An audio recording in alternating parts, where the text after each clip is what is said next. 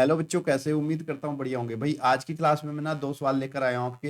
वैसे तो ये मैंने पहले वाला क्वेश्चन पहले कराया था, लेकिन यहाँ पे बच्चों का डाउट था क्योंकि पहले वाले क्वेश्चन में क्या था कि आयत की लंबाई जो रेक्टेंगल है इसकी लेंथ में सेम परसेंटेज मैंने इंक्रीज किया था और सेम डिक्रीज किया था। तो ऐसी कंडीशन में हमें बताना था इसका एरिया जो है कितना इंक्रीज या डिक्रीज होगा। लेकिन यहाँ पर बच्चे पूछ रहे थे कि सर जी ये तो सेम सेम वाला था, बहुत ही आसान है। तो आप सर जी हमें ये भी समझाइए कि जब हमारे लेंथ में अलग परसेंटेज का इंक्रीज हुआ हो और ब्रेथ में अलग परसेंटेज का इंक्रीज हुआ हो, तब उसके एरिया में कितने परसेंटेज की कमी या फिर वृद्धि होगी, इंक्रीज होगा या डिक्रीज। तो आज हम इसी को डिस्कस करेंगे। ध्यान से समझना, बहुत ही छोटा सा कंसेप्ट है, एक बार समझ लोगे चुटकियों में करोगे। तो चलिए शुरू करते हैं। वीडियो तो लाइक कर ही लिया होगा। Best of luck. तो क्वेश्चन नंबर फर्स्ट देखिए ध्यान से। इसमें बोला है कि किसी आयत की लंबाई में एक रेक्टेंगल है, उसमें 10% इंक्रीज किया गया, लेंथ को 10% इंक्रीज किया, प्लस से डिनोट किया मैंने इसको, और ब्रेथ में 10% डिक्रीज किया, इसको मैंने माइनस से डिनोट किया है। हमसे पूछा गया कि टोटल नेट परसेंटेज कितनी वृद्धि या फिर कमी होगी। तो ऐसी कंडीशन में जब हमें एरिया को हमें बताना हो कि कितने नेट परसेंटेज में वृद्धि या कमी होगी, तो जब हमारा सेम परसेंटेज इंक्रीज और सेम डिक्रीज किया जाता है तो ऐसी कंडीशन में हमेशा हमारी कमी ही होती है, ये ध्यान रखना। और वो कमी होती है लेंथ परसेंटेज और ब्रेथ परसेंटेज के मल्टीप्लाई डिवाइड बाय 100 के बराबर। तो अगर हम यहाँ पे देखो तो कितना होगा हमारा 10 इंटू 10 डिवाइड बाय 100। सोल्व करेंगे तो 10 10 जा 100 और 10 से 10 कैंसिल हुआ, तो यहाँ पे 1% की क्या होगी, कमी हो जाएगी। ऑप्शन नंबर ए आपका राइट आंसर। ठीक है बच्चों। लेकिन यहीं पर बच्चे क्वेश्चन नंबर सेकंड अगर आप देखते हो तो क्वेश्चन नंबर सेकंड में हमारा लेंथ ब्रेथ दोनों ही चेंज हो गया है। सेकंड में हमसे बोला गया है कि यदि इसकी लंबाई में 80% की वृद्धि हो, यानी कि लेंथ है वो 80% इंक्रीज कर दिया जाए, और इसकी चौड़ाई में 50% की कमी हो, जो विड्थ है वहां पे डिक्रीज कर दिया जाए, तो बताओ कितने परसेंटेज इसका एरिया इंक्रीज या डिक्रीज होगा। तो जब ऐसी कंडीशन हो जहाँ पे लेंथ ब्रेथ डिफरेंट हो, तो उसके लिए हमारा जो हमें यूज करना है ये देख लीजिए। पहले हम यहाँ पे लेंथ को लिखेंगे, लेंथ 80% का इंक्रीजमेंट हुआ है तो लेंथ के लिए लिखेंगे 80% और यहाँ पे प्लस का साइन। देखना अगर यहाँ पे इंक्रीज हो रहा है, वृद्धि हो रही है, तो प्लस का साइन लेंगे। और ब्रेथ में जो है वो 50% की कमी हुई है, अगर यहाँ पे कमी है तो आप माइनस के साइन के लिखोगे। 50% की कमी हुई है। साइन बहुत ज्यादा मैटर करता है, साइन का ध्यान रखना।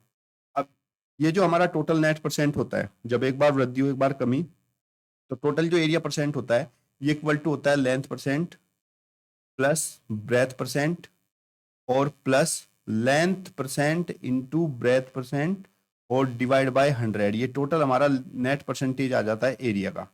अब देखो सिंपल सी बात है, मैंने आपको बताया साइन बहुत ज्यादा मैटर करता है, तो साइन का ध्यान रखना है। लेंथ 80% प्लस है और ब्रेथ है माइनस, तो लेंथ 80% है, लेंथ को 80 रखेंगे। ब्रेथ है माइनस, क्या है यहाँ पे माइनस का साइन है, और प्लस माइनस क्या होता है माइनस, तो माइनस में 50 रखेंगे। फिर यहाँ पर बच्चे प्लस लेंथ है हमारा 80, सो 80 मल्टीप्लाई ब्रेथ है माइनस, तो माइनस के 50 रखेंगे और डिवाइड बाय हम 100 करेंगे। यहाँ से सोल्व करेंगे बच्चे। 80 माइनस 50 कितना हो गया आपका 30%, और 80 प्लस का है और 50 माइनस का, तो प्लस का 30 बचा हुआ है। और यहाँ पे बच्चे मल्टीप्लाई करेंगे, देखो ये माइनस है और ये प्लस, और प्लस माइनस की मल्टीप्लाई माइनस ही आता है। मल्टीप्लाई करेंगे इसको, तो यहाँ पे देखो जीरो से जीरो कैंसिल कर दो, ये जीरो से जीरो, और 8 5 जा कितना हो गया बच्चे हमारा 40, और वो भी कैसा माइनस का। जब हमने यहाँ पे सोल्व किया तो 30 हमारा प्लस है और 40 हमारा माइनस है। एक प्लस और एक माइनस, तो ये आपस में माइनस ही होगा, तो 40 में से 30 गया 10 बचेगा। लेकिन माइनस की वैल्यू ज्यादा है तो माइनस का 10% बचेगा, और ये जो माइनस साइन है ये हमें बताएगा कि 10% की कमी हुई है। ऑप्शन नंबर ए आपका राइट आंसर। क्लियर बच्चों।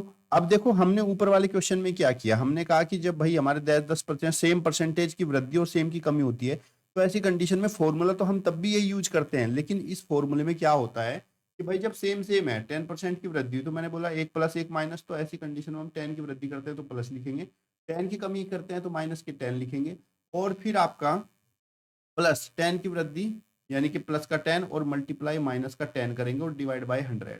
तो ऐसी कंडीशन में बच्चे ये 10 से 10 तो चला जाएगा, और आपको पता है प्लस माइनस की मल्टीप्लाई माइनस ही होगी, तो माइनस 100 डिवाइड बाय 100, तो यहाँ से बच्चे माइनस का 1% आया, जो कि पहले का आंसर था।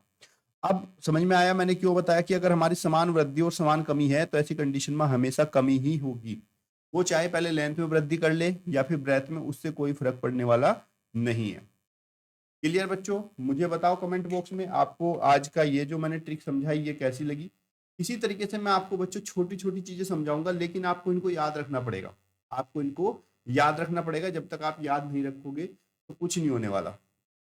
अब यहाँ से देखो आपका नेट स्पेशली फॉर्मूला भी क्रिएट मैं कर सकता हूँ कि अगर भाई किसी भी नंबर है कोई वैल्यू है, कोई एरिया है, वहां पे अगर नेट x% की वृद्धि या कमी होती है और दोबारा फिर से उसमें y% की वृद्धि या कमी होती है, तो ऐसी कंडीशन में जो मेरा नेट परसेंटेज होगा, यानी कि दोनों को मिलाकर टोटल जो फाइनल परसेंटेज होगा वृद्धि या कमी का, वो होगा +-x%, +-y%, और फिर प्लस में यहाँ पे लिखेंगे +-x% और इनटू में +-y% और डिवाइड बाय 100। और ध्यान रखना है नेगेटिव साइन हमें किसके लिए लेना है, जब हमारा डिक्रीज हो रहा हो, कमी प्रतिशत हो रहा हो या फिर डिक्रीज वैल्यू होगी, और प्लस हमें लगाना है जब हमारी वृद्धि प्रतिशत होगी या फिर इंक्रीज परसेंटेज होगा।